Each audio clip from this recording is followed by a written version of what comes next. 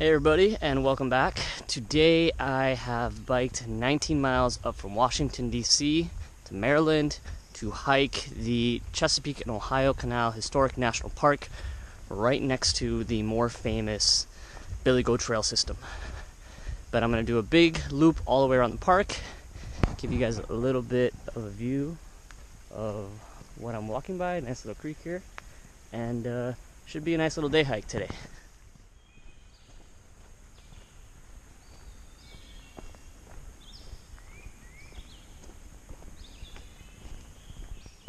Now, this extremely rundown looking shed here used to be a processing center where they separated gold from the local quartz, which you can actually see popping up through the ground all over the place here. After the Civil War, they discovered trace amounts of gold in the area, and it kind of led to somewhat of a gold rush where there were up to 30 mines in the area. There was never that much gold extracted from here, but the last mine actually closed down around 1940. These structures here look like they were part of the same processing compound. Not sure what they were used for, but definitely worse for wear. It's very quiet out here. It is much less trafficked than the nearby Billy Goat Trail Section A. It's really nice. I have just come down from the Gold Mine Spur Trail. It looks like they have some Civil War reenactment going on here over at the CNO Visitor Center. It's really nice here. There are restrooms, there's a cafeteria, good place to stop and catch your breath. As you can see, I'm eating my lunch on the hoof because I've got no time to waste today. I have made it to the Ford Mine Trail, and this is going to be about a 2-mile loop. Still a long way to go, and want to get everything done before the sun sets.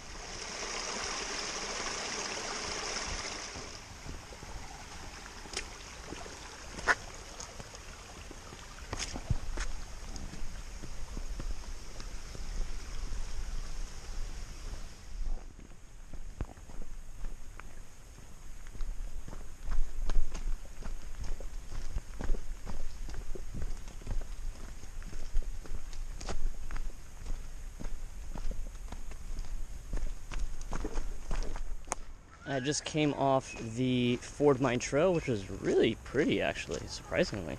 And now I'm walking along the CNO towpath. There's the canal right there. Got a couple other videos on it.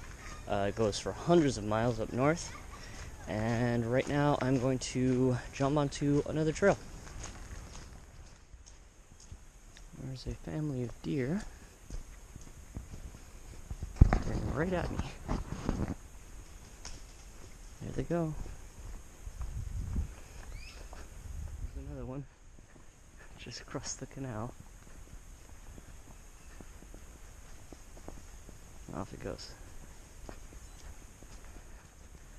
Walking along the river trail, there's the Potomac to my right. And this whole area is actually a floodplain, and holy crap, that's a big tree. Wow, that is monstrous. That's really cool. Anyway, what I was saying was that this is all a big floodplain. So the Potomac used to flood much more regularly before they kind of managed it into its current course. But even now it'll do so, and this entire area will get inundated. But all these trees you see here are water-loving trees, so most of them will survive. It's a very cool environment. This is another gigantic tree right here. This is old growth. I mean, there's no way around it. This is what a lot of the area used to look like. You have a lot of these much smaller trees. Obviously, this is barely more than a sapling.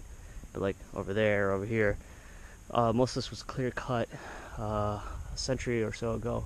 But before then, that's what this forest looked like. Just massive, massive trees.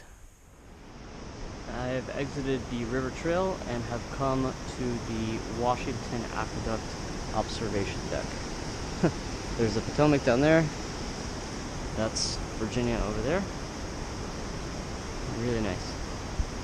There is a canal barge, very similar to the vessels that would plow up and down the C&O Trail about a century ago. Many of them would be pulled by horse-drawn, well, just plain horses, draft horses walking along the towpath, or they'd be towed more accurately, hence the name. Right now, they are doing some maintenance on the canal, so that's why the boat is in dry dock and the water level is so low. Well, there's the overlook, after which the Overlook Trail is named after. Absolutely gorgeous. Amazing.